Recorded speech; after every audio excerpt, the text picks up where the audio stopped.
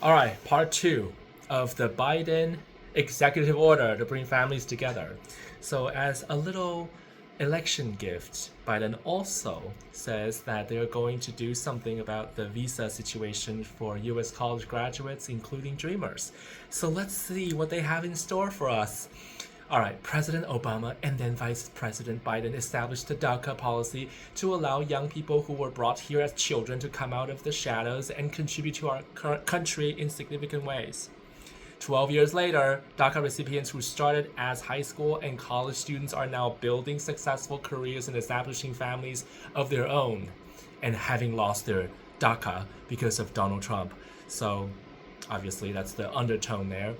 Today's announcement will allow individuals, including DACA recipients and other dreamers. Okay, so they start with this really broad individuals. That means everybody. We're all individuals, right? Including DACA recipients. So aren't DACA recipients individuals too? So my first question is, what does this word individual have to do? I mean, why use the word individual, right? Just say everybody. Like, it applies to everyone who graduated from the United States uh, and other dreamers.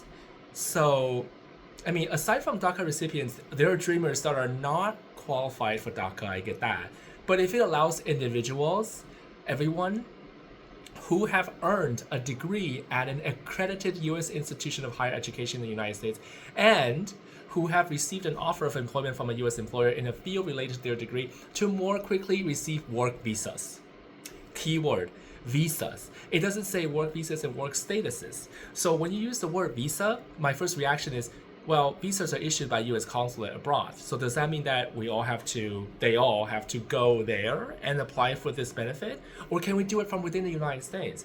Because sometimes visa is used interchangeably as status, although that is not technically correct, but for people who don't have training in immigration law, that might make sense because visas are what allows you to remain in the US. But actually, it's the status that allows you to remain in the United States. So if I'm a graduate of a US accredited institution and I want to apply for this work visa, and it doesn't promise any particular types of work visa. So it's not like creating a new work visa category. It just says to more quickly receive work visas.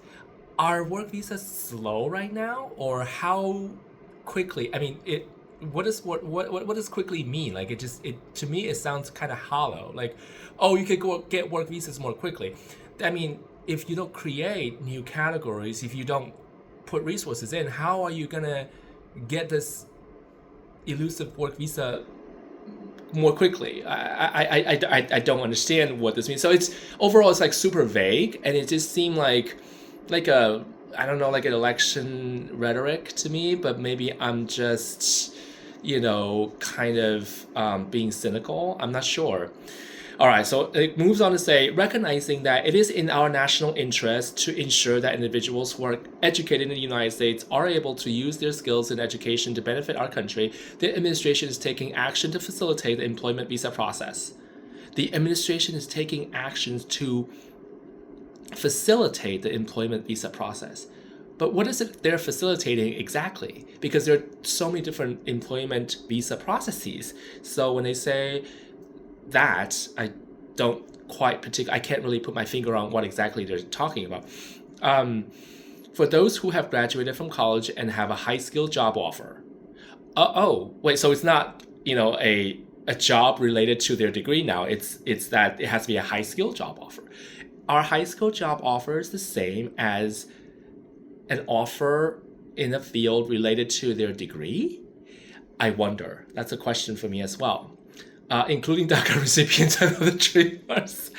Okay, well, I think they should just leave it at individuals, but somehow by adding DACA recipients and other dreamers, and maybe make the Democrats happier that it's referencing the dreamers and where we need this the most, I guess. But that's it. That's the end of it. So what work visa and how quickly and what's there is no mention of any of those things.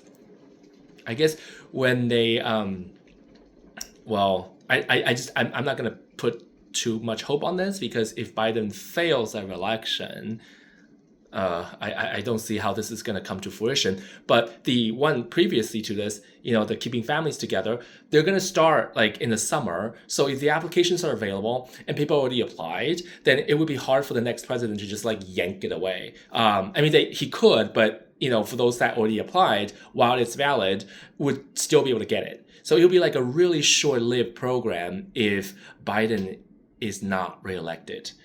Ooh, okay. Well, it's good. I think it's a good move in the right direction for sure. I mean, I want to see things like these, of course, because I think that dreamers or people who spend a lot of time in the United States already and raising families here should get to stay, of course. But there hasn't really been any ways to do that in the last 10 years. So this is a great move, obviously. And and it's not creating any categories that didn't previously exist, and you still have to be eligible for the green card. So I don't think that it will be deemed illegal in any way.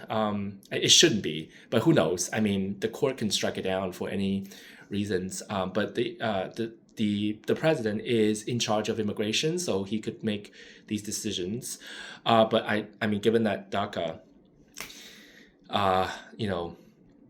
didn't fare well in the legal system, I don't know how this would, but we shall see.